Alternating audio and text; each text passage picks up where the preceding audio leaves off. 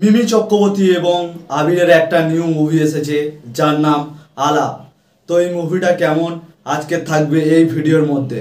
তো আমি উজ্জ্বল, আমার চ্যানেল ইউজে ইনফরমেশান। আজ থাকছে আলাপ মুভির সম্পূর্ণ রিভিউ। এই আলাপ মুভির মূল কাহিনী হলো মিমি চক্রবর্তী এবং আবির একটা ফ্ল্যাটে থাকে, কিন্তু দুজনার সঙ্গে দেখা হয় না। একজন থাকে রাত্রিরে, একজন থাকে সকালে, এবং তাদের মধ্যে চিরকুটের মাধ্যমে তাদের একটা প্রেমের সৃষ্টি হয় এবং তাদের দুজনার দেখা হবে কি, তাদের মধ্যে যে লাভ স্টোরিটা হবে, এইটাই হলো মুভির মূল কাহিনী। এই আলাপ মুভিতে আবিরের যেই অ্যাক্টিংটা মানে কিছুটা কমেডি ছিল এবং আবিরের যে লেভেলের অ্যাক্টিং করেছে, অসাধারণ একটা অ্যাক্টিং আমরা মুভিতে দেখতে পাই। এবং তার সঙ্গে মিমি চক্রবর্তীর যে ইমোশনাল দিকটা রয়েছে, সত্যি অসাধারণ অ্যাক্টিং করেছে মিমি চক্রবর্তী এই মুভিতে।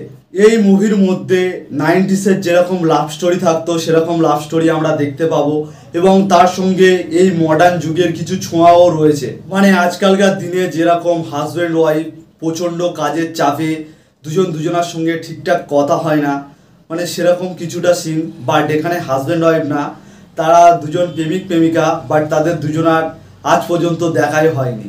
সত্যি মুভিটা একটা ইউনিক কাহিনী আমাদের এই টলিউড ইন্ডাস্ট্রিতে। এবং এই মুভির যেই দিকটা আমার একটু খারাপ লেগেছে সেটা হলো মুভির লেন্থ অনেকটাই বড় হয়ে গেছে।